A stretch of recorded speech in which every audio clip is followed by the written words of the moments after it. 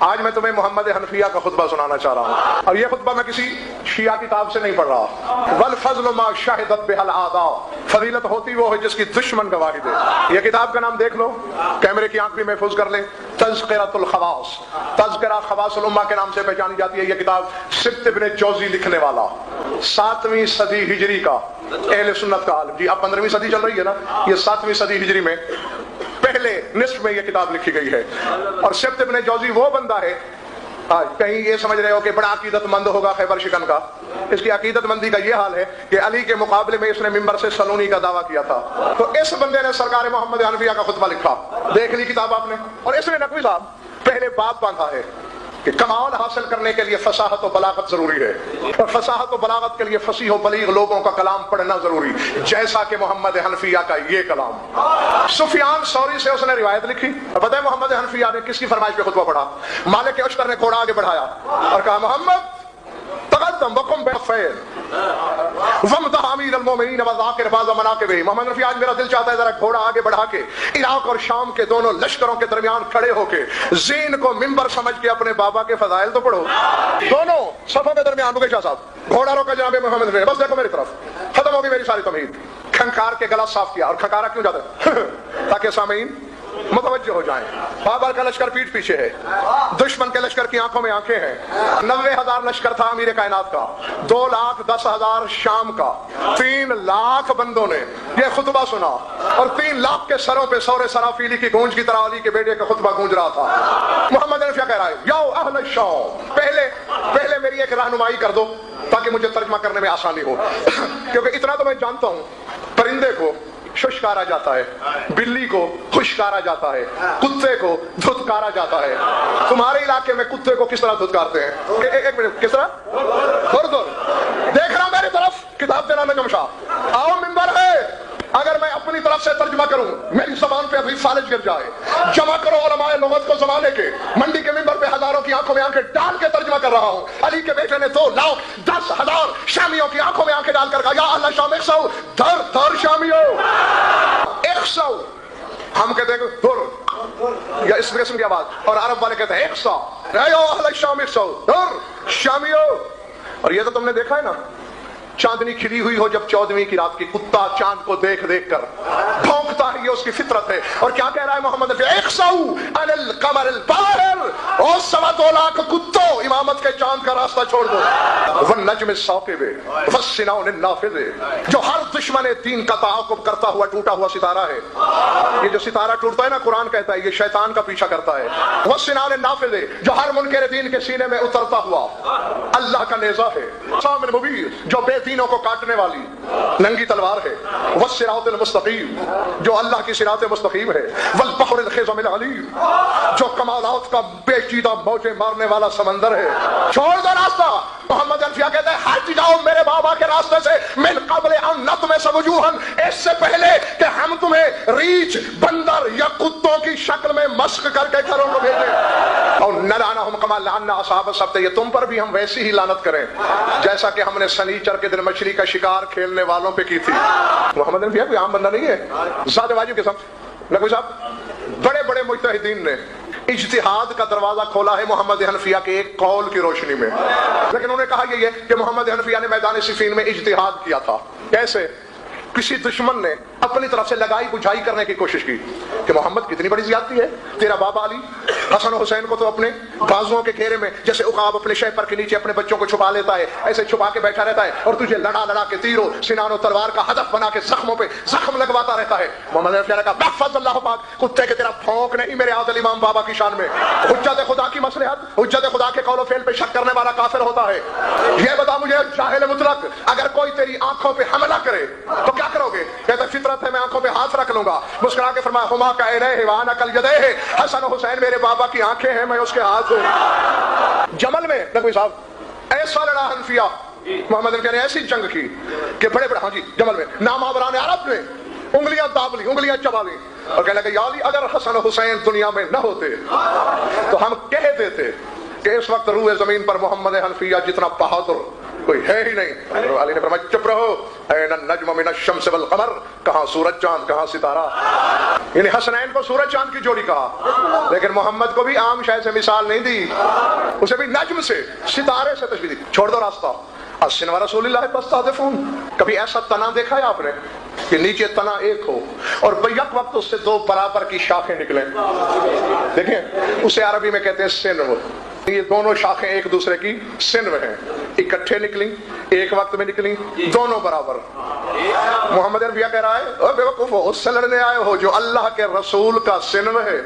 یعصوب دین اللہ تلمزون, اللہ کے دین کے یعصوب سے لڑنے آئے ہو. اس سے فضیلت کا وہ کون سا زینہ ہے جسے میرا بابا اپنے قدموں سے روند نہیں چکا. کہتے ہیں اس کمال کے کنگرے پہ کھڑا ہے علی. وَانْحَسَرَتْ عَنْهُ الْأَبْصَارُ, کہ اس کے کمالات کی بلندی کے محل کے کنگرے کی طرف دیکھنے سے پہلے آنکھیں اندھی ہو جاتی ہیں.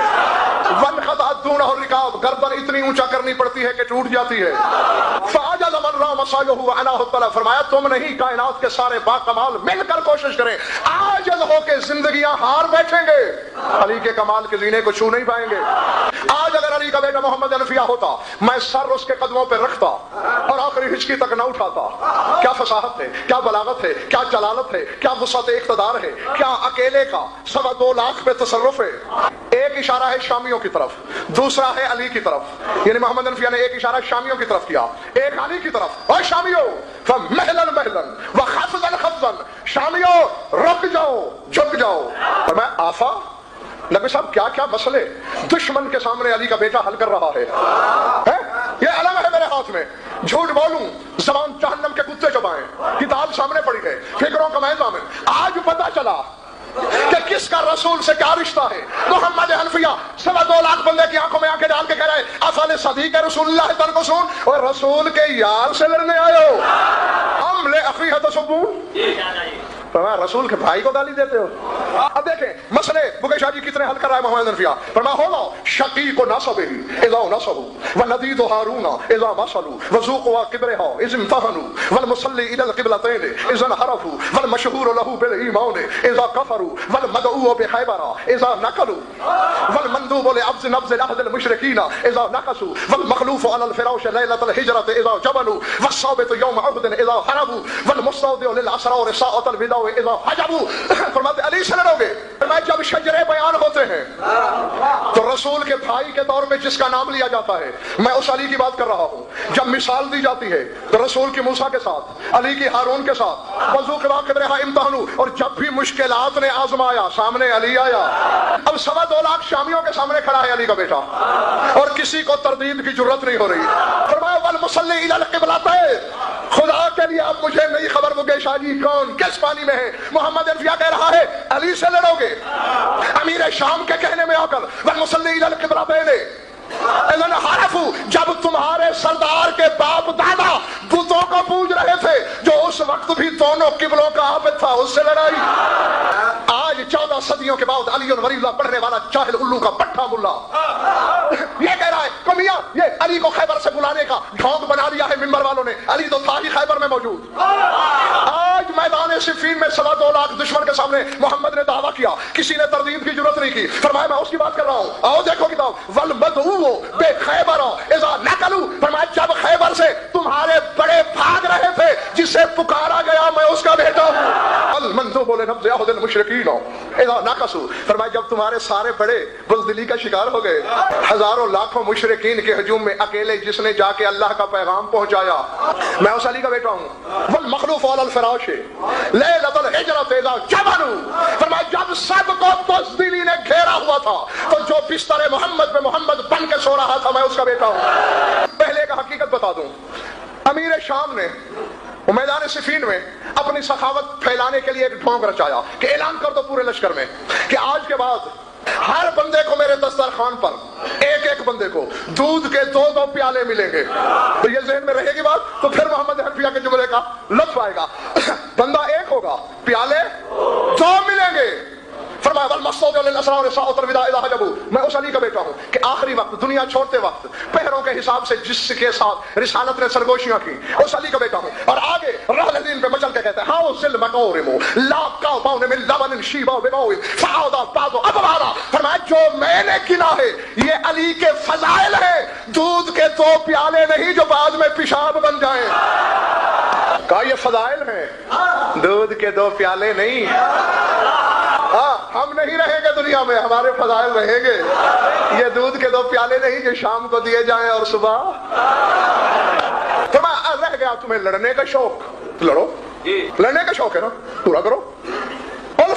امیر المومنین، وہ کھڑا ہے امیر المومنین بلا تشبیہ، مثبتا لخطبہا مدیرا لرہاہا قاطعا بزندہا مورعا لہوہا مزکیا جمرہا دلافا للبہم زرابا للغلل خوازا بغمرات الموت۔ وہ کھڑا ہے امیر المومنین سامنے، آسیہ حرب کی تیاری کے لیے خطب ٹھہرائے گا، اس کے گرد جنگ کی چکی کو چلائے گا، جنگ کے تنور میں انگارے ڈالے گا، پھر اسے تہکائے گا، شعلوں کو عرش تک پہنچائے گا۔ جسے شوق ہے آ جائے، آ جائے۔ اور چلو میرے بابا سے نہیں لڑنا چاہتے، میں علی کا 4تھے نمبر کا بیٹا ہوں، نہ میں حسن ہوں، نہ میں حسین ہوں، نہ میں عباس ہوں، وہ تینوں مجھ سے افضل ہیں، میرا نمبر 4تھا۔ تم نے میرے باپ کو 4تھا نمبر دیا ہے، میرا تو سچ مچ 4تھا ہے۔ میں تو خود تسلیم کر رہا ہوں 4تھا نمبر۔ آؤ مجھے اکیلے سے ٹکرا جاؤ، لیکن سوچ کے ٹکرانا۔ ان رگوں میں بھی لہو علی کا ہے کون؟ مشکل امہات موتم اطفال، جس نے تمہاری ماؤں کو پہلے سوگ میں بٹھایا ہوا ہے، موتم اطفال، جس نے تمہارے خاندان کے بچے یتیم کیے، مشتت آلاف، جو لاکھوں کو اکیلا پراگندہ کر دیتا ہے۔ علی کا بیٹا میدان صفین میں اپنے بابا کی جنگ کا نقشہ پیش کر رہا ہے۔ ایک غضنفر نہیں، کائنات کے ہر عالم کا علم، فصاحت، بلاغت قربان محمد حنفیہ تیری جوتیوں پر۔ کہتا ہے وہ علی یہتف بأولاہا تنکف اخراہا، جو گرجتا پہلی صف پہ ہے گر آخری جاتی ہے۔